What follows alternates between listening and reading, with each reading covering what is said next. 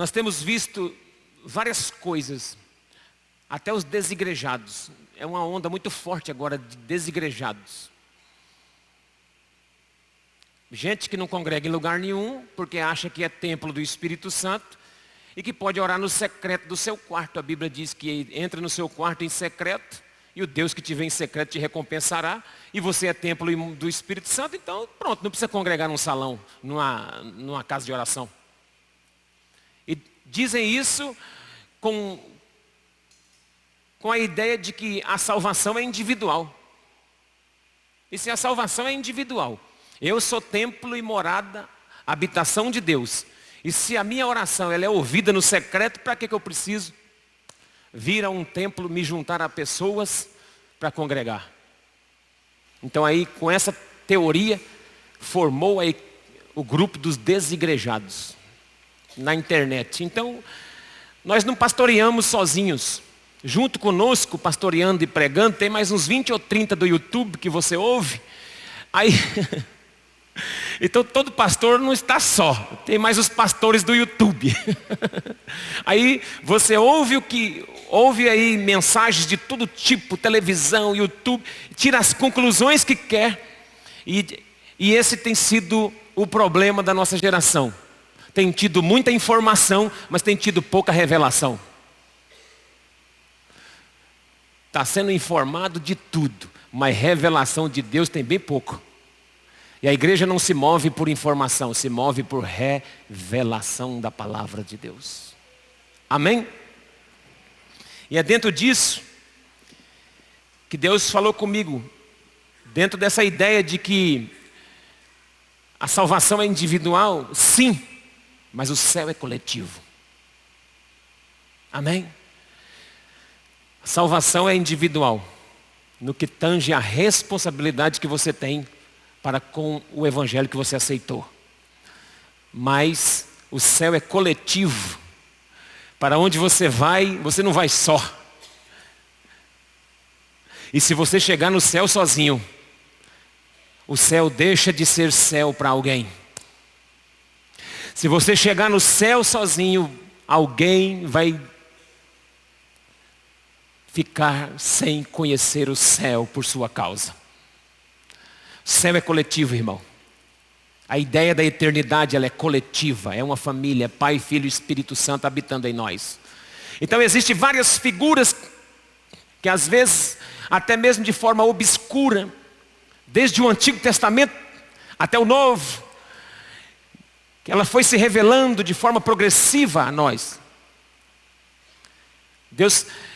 O escritor Ed Liu é um pastor na Indonésia, e ele diz que o grande sonho, o grande desejo de Deus foi sempre ter uma casa, sempre ter um lugar para habitar. E ele fez isso na figura do tabernáculo, depois ele permitiu na figura do templo, tanto Salomão quanto Herodes, e depois que tudo isso passou, ele fez isso na figura de Jesus. A Bíblia diz que Jesus tabernaculou em nós, cheio de graça e de verdade.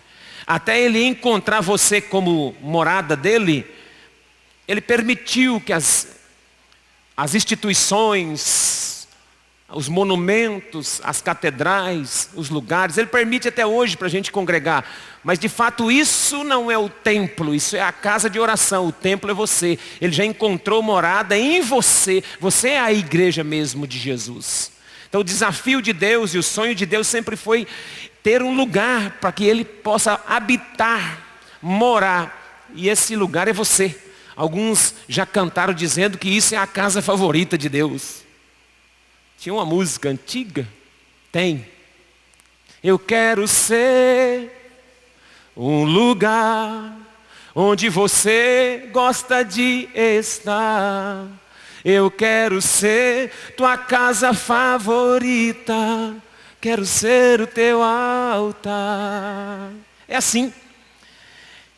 Quando chega no Novo Testamento, então, essas figuras da igreja ficam mais reveladoras. Veja que no capítulo 5 do livro de Marcos, do Evangelho de Marcos, está registrado um evento muito importante. Eu não vou ler esse texto, eu vou ler outro, mas eu vou só mencionar ele agora. Essa história é uma história de um homem que vai atrás de Jesus, um homem chamado Jairo, vai atrás de Jesus, porque a filha dele está morrendo. E nesse ínterim, tem uma mulher com fluxo de sangue. O interessante é que essa menina tem aproximadamente 12 anos, e essa mulher tem 12 anos que ela sofre com esse sangramento. É o mesmo período, quando aquela menina nasceu, aquela mulher começou a padecer desse fluxo. Jesus cura essa mulher. No meio da caminhada, essa mulher toca em Jesus e é curada. Quando ela é curada, Jesus já está decidindo ir à casa de Jairo. Chega alguém e avisa que a menina já está morta. Jesus chega lá na casa dela, entra com mais alguns discípulos e o pai da menina e a mãe da menina e ressuscita aquela menina no quarto. O apóstolo Luiz Hermínio, ele diz assim, que Deus está levantando uma igreja em secreto, em oculto, que é a que representa essa menina. Poucas pessoas participaram desse cenário do milagre. Só os discípulos de Jesus, 3, o pai, a menina e Jesus. Porque os outros não acreditavam. Então essa menina e essa mulher figura a igreja, é figura da igreja. Existe uma igreja que está sangrando. Existe uma igreja que está padecendo, sofrendo. E ela precisa ser curada e restaurada as suas forças. E existe uma igreja que está sendo ressuscitada em secreto. E existe uma igreja que está sendo curada em público. Tem gente que vai precisar ser curada em público. A hemorragia era algo vergonhoso. A hemorragia era algo imundo. A mulher hemorrágica, ela era considerada imunda e colocada de lado. Isso figura, ou retrata a igreja que está precisando curar, em alguns aspectos, ser liberta das suas vergonhas, e isso Deus vai fazer em público. Deus está precisando fazer um movimento de restauração, e isso às vezes Deus vai até expor, para poder, se você olhar o texto, você vai ver que Jesus vai falar assim, quem me tocou? A mulher tocou na orla do manto de Jesus. Então Jesus expôs a mulher. Jesus revelou a cura daquela mulher. E aquilo era vergonhoso, porque aquela mulher, ela estava sangrando. Mas como ela foi curada, então ela se mostrou curada. Deus às vezes vai expor algumas vergonhas nesse tempo e nessa geração, para poder aproveitar e curar a igreja dele ao vivo, no público, para a glória de Deus. Eu vou profetizar que nesse lugar Deus vai chamar a sua atenção. Às vezes essa chamada de atenção vai ter que ser em público para te restaurar.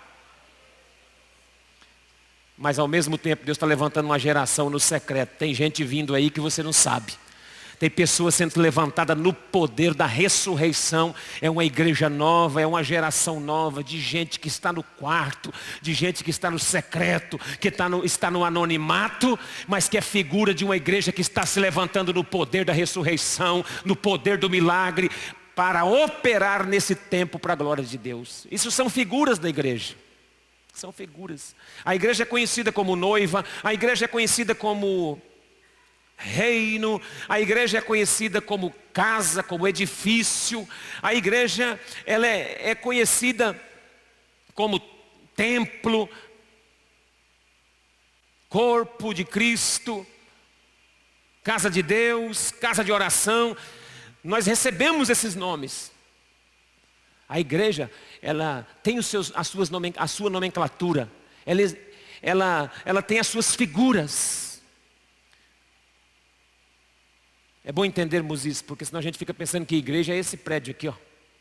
Aí a gente fala, vamos para a igreja. E não há necessidade de simplesmente ir à igreja. Você deve ser a igreja de Jesus. A igreja ela é individual, a igreja também é coletiva. Quando a igreja se reúne, é para adorar. Quando a igreja se espalha, é para alcançar. Reunido aqui, irmão, é para adorar a Deus. Nada mais do que isso.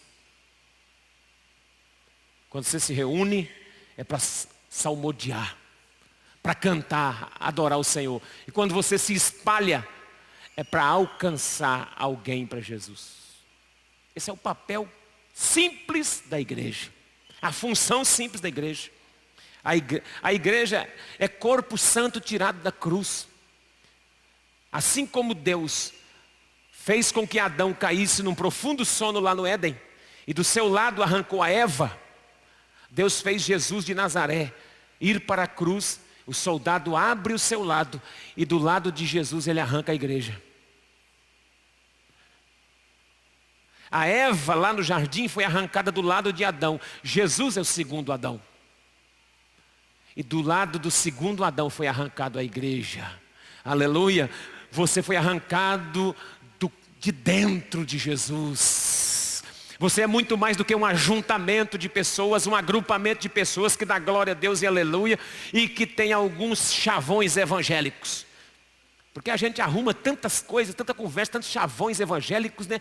Só para dizer que somos crente.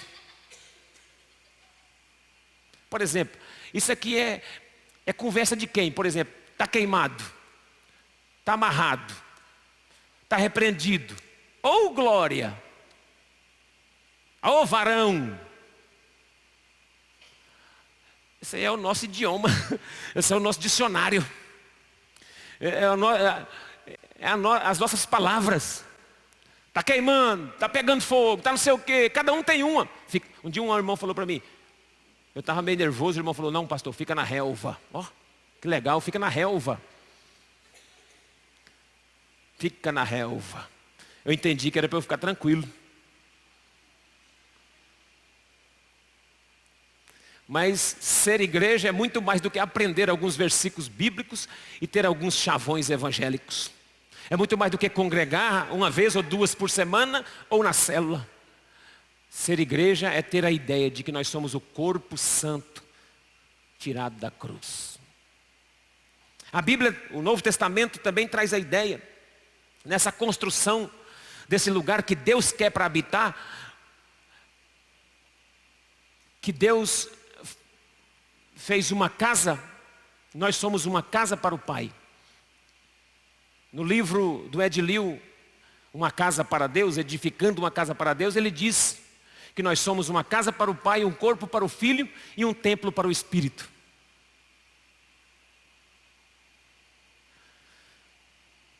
E como casa para o Pai, nós somos a habitação do próprio Deus. Então Deus não habita mais em templos feitos por mão de homens. Deus habita em gente. Deus habita naquele que aceitou. Aí a gente para com aquela ideia de que quando eu cheguei aqui, meu Senhor já estava. Não tem aquele corinho? Até bonito. Quando eu cheguei aqui, meu Senhor já estava. Tudo bem, mas você já está atrasado. Porque se nós somos casa para o Pai, habitação de Deus, Deus mora em nós. E se nós somos corpo para o Filho, Jesus é o Filho e Jesus é a cabeça da igreja. Quem é a cabeça da igreja, irmão? Jesus. Lá no fundo, quem é a cabeça da igreja? Jesus. Nós somos o corpo, Jesus é a cabeça da igreja, amém? E se Jesus é o ou a cabeça da igreja, eu faço aquela pergunta que alguns já conhecem. Como é o nome da sua cabeça? Olha para... Eu não gosto muito de ficar usando isso não, porque isso aqui se torna viciante, falar para o outro, olha para o outro, pergunta para o outro. Não, daqui a pouco o povo está tudo tonto dentro da igreja. Mas essa aqui compensa você perguntar para quem está ao seu lado. Pergunta para ele assim, como é que é o nome da sua cabeça?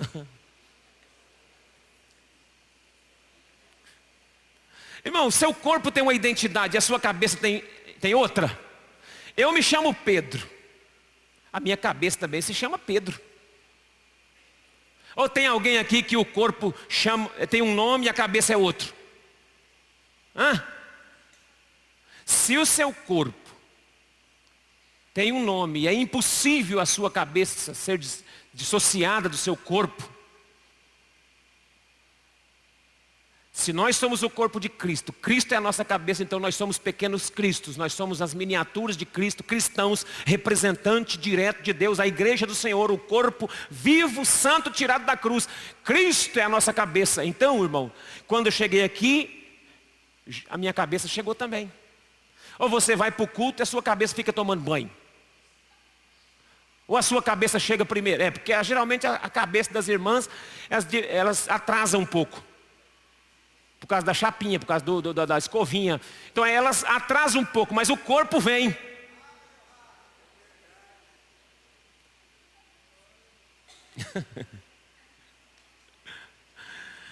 Não é não. Aonde o corpo vai, a cabeça vai, porque faz parte, é um corpo só. Jesus é a nossa cabeça, e a cabeça é responsável pela direção. Porque na sua cabeça está o olho. Audição, ouvido, você tem que ouvir a direção de Deus, a palavra de Deus, saber onde vai, é você que conduz o corpo, é a cabeça que conduz o corpo, é Jesus que conduz o corpo. Sabe por que o seu corpo vai em alguns lugares que não é para ir? Porque Jesus não está sendo a sua cabeça. E corpo sem cabeça é monstro andando por aí. Você já tentou andar sem a cabeça? Põe uma faixa. Fecha os olhos e solta. Pessoas que andam sem cabeça é assim, ó, com o olho fechado, ó.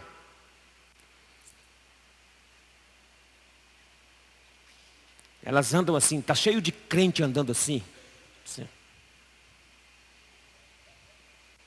Tateando para ver se acha o lugar. Está sem direção. Nós somos uma casa para o Pai, um corpo para a cabeça que é Cristo, e nós somos um templo para o Espírito.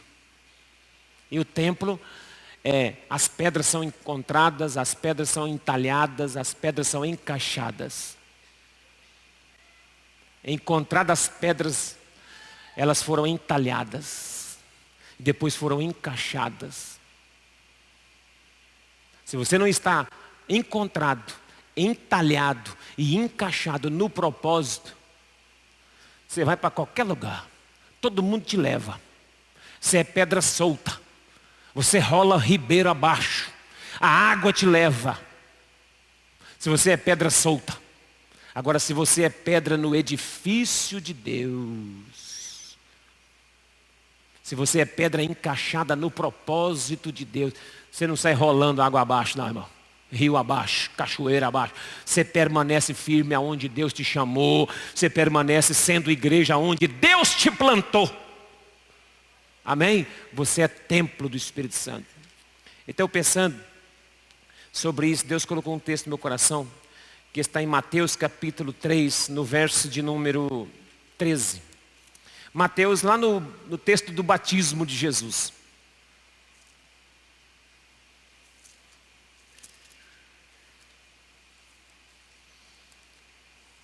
Esse texto do batismo de Jesus, ele é muito interessante, eu gosto dele, porque eu consigo ver essa figura de uma igreja que Deus já sonhava com ela, de um modelo que desperta, de um modelo que desperta o coração de Deus, de um modelo que Deus sonha com a igreja, uma forma que está no coração de Deus. Mateus capítulo 3, verso de número 13. Diz assim a palavra.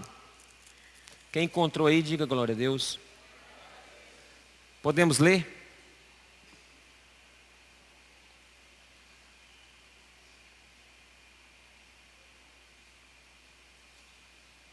Veio Jesus da Galileia ter com João junto do Jordão para ser batizado por ele.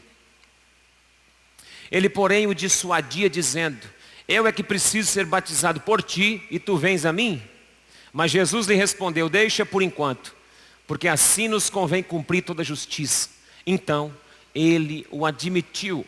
Batizado Jesus, saiu logo da água, e eis que lhe abriram os céus, e viu o Espírito de Deus descendo como pomba e vindo sobre ele. E eis que uma voz dos céus que dizia: este é meu filho amado, em quem me comprazo. Amém? Esse texto é o texto em que Jesus vai até o Jordão para ser batizado pelo profeta João Batista. E ao chegar no Jordão, João Batista diz assim: olha, eu que preciso ser batizado por ti, e tu vens a mim. Então Jesus diz: não, convém que se cumpra. É necessário isso para que se cumpra toda a justiça.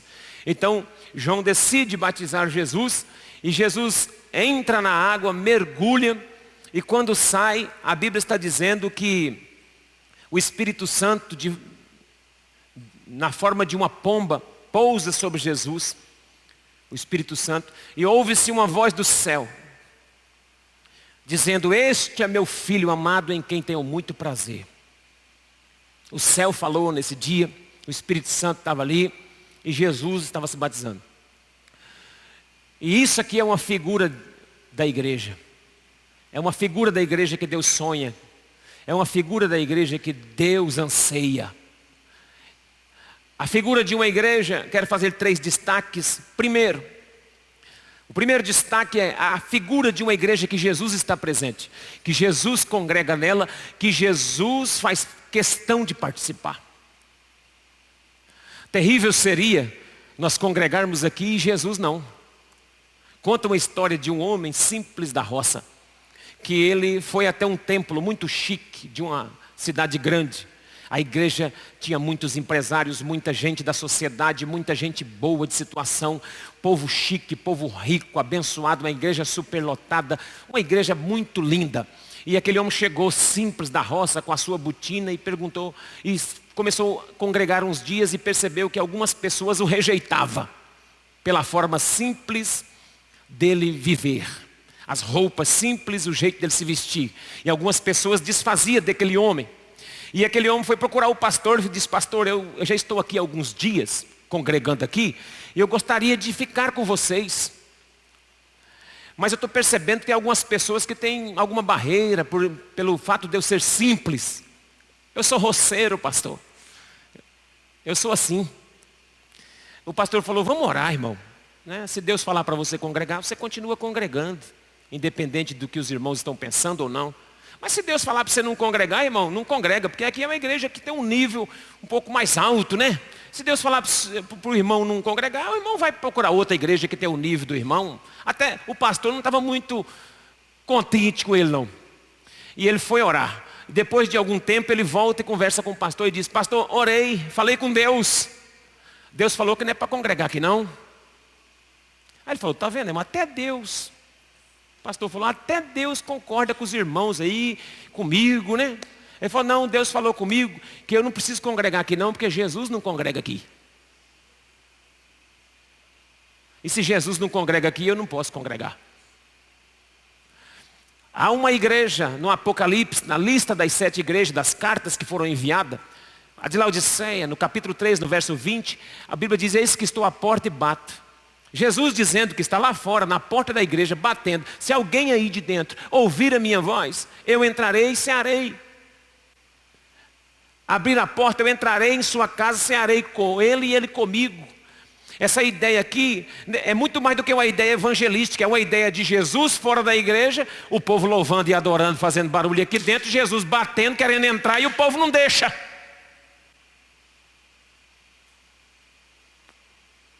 Então a igreja que Deus sonha é a igreja que Jesus está nela.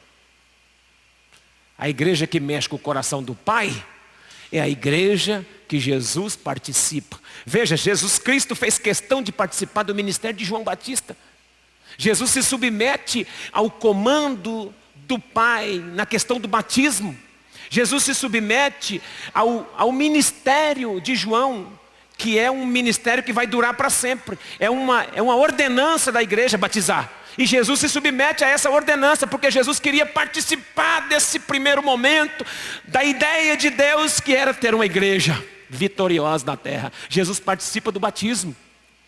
Jesus participou do batismo e tem crente que não batiza. Já conhece Jesus há muito tempo, já sabe a palavra e está por aí, não batiza não. Jesus chegou e viu João batizando, a primeira coisa que Jesus fez foi lá para o Jordão para ser batizado. Agora tem crente aqui que não batiza. Você é quase melhor do que Jesus, porque você não batiza.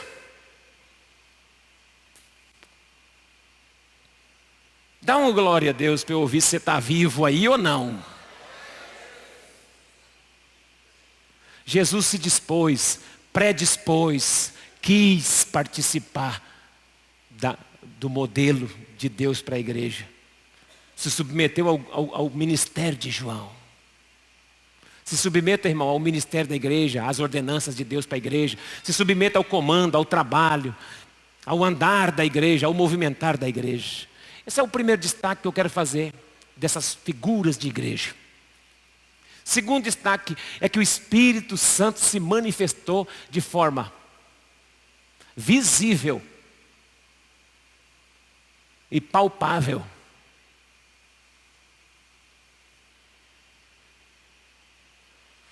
Se manifestou de forma visível e palpável. Eles viram a pomba. Sabe por que a pomba, esse símbolo do Espírito Santo, e por que ela se manifestou ali em Jesus? Porque Deus tinha dado uma revelação para João e disse para João: João, aquele que chegar aqui para ser batizado e você vê a pomba pousar, é o Messias. Deus já tinha revelado para o profeta antes. Irmãos, a igreja não pode pensar que o Espírito Santo é uma força. A igreja não pode pensar que o Espírito Santo é uma onda. A igreja não pode pensar que o Espírito Santo ele baixa. O Espírito Santo não baixa não, irmão. Tem crente que parece que está recebendo uma entidade. Ele chega quietinho na igreja, humilde. Fica assim. Pai do Senhor. Pai do Senhor, irmão. Paz. Do nada ele faz.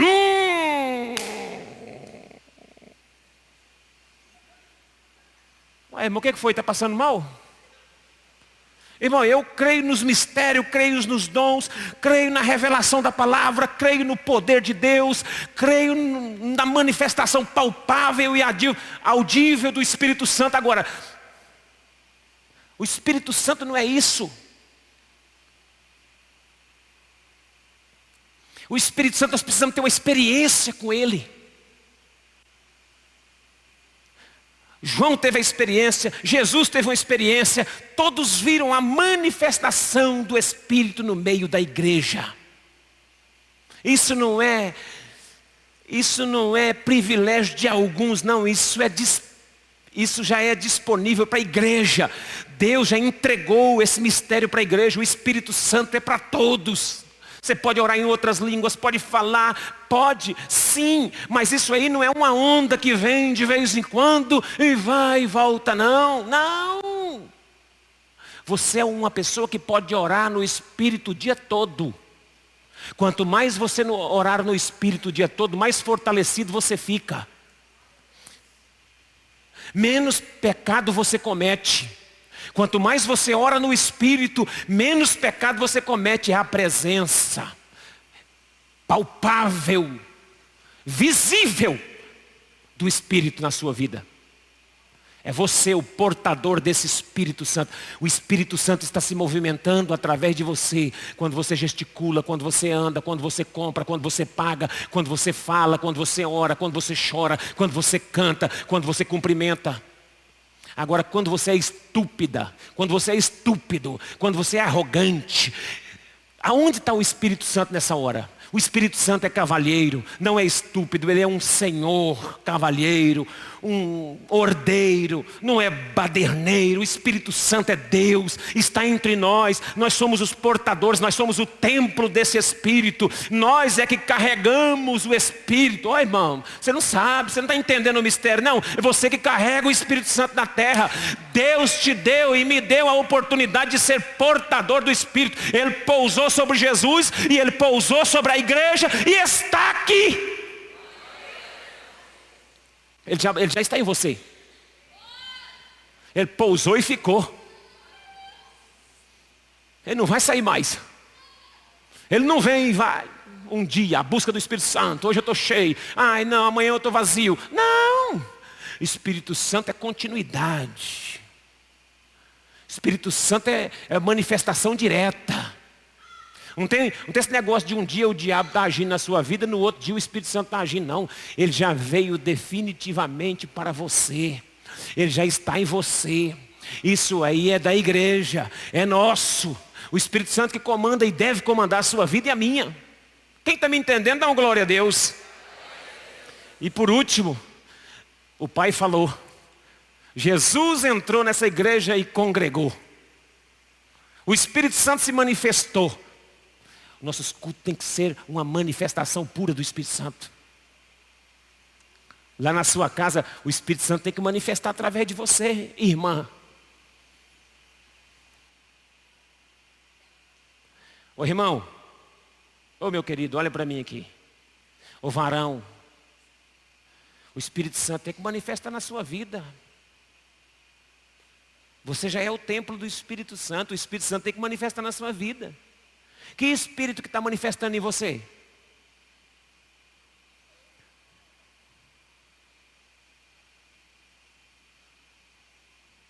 O de encrenqueiro, de intriga, de contenda. Isso aí não é do Espírito Santo. Isso aí não é de Deus. Isso não é Ele. Hoje você vai fazer uma oração. Espírito Santo, toma meu ser. Toma meu ser. Eu sou tua igreja nessa terra.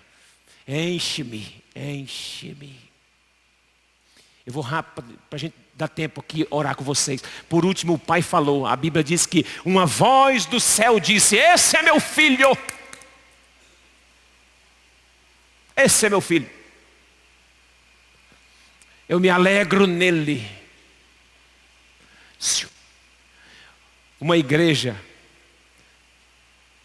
que enche o coração de Deus é uma igreja que Jesus está nela. Que o Espírito Santo se manifesta de forma livre, palpável, visível. E uma igreja que o Pai fala. O Pai está falando aqui dentro. E nós somos filhos, vamos obedecer, vamos ouvir a voz do Pai. E ele disse assim, eu me alegro no meu filho.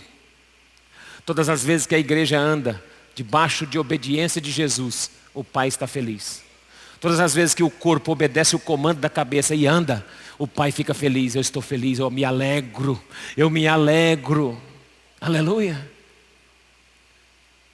Deus está falando aqui. Deus está chamando você para alinhar o seu coração com o coração de Deus. Deixa Jesus entrar aí no seu coração. Você é a casa. Você é a morada. Eu nunca vi, de uns dias para cá, tanta gente fazer música de casa. Opa! É casa. É casa. Eu sou tua casa. Pode entrar. E é verdade. Nós somos a casa de Deus. Somos a casa, a morada de Deus. Nós somos a tua morada. Mas uma coisa, irmão, eu quero dizer a você. Essa casa, ela deve alegrar o coração do Pai. Você já parou para pensar na responsabilidade que você tem? De ser portador do Espírito de Deus? Nos ombros, a responsabilidade que você carrega no ombro. Você carrega a presença do Espírito. Todas as pessoas quando olham para você, vê que você é cheia do Espírito. Toda hora que o povo olha para você, fala, esse rapaz é cheio do Espírito. Eu estou profetizando, eu estou crendo que Deus vai fazer de nós uma igreja cheia do Espírito. Uma igreja que tenha a palavra do Pai como prioridade. A voz de Deus comanda esse negócio aqui. E que Jesus está no meio dela. Jesus congrega, Jesus fica aqui, Jesus anda no nosso meio. Jesus está no meio da sua igreja. Jesus está no meio do seu povo.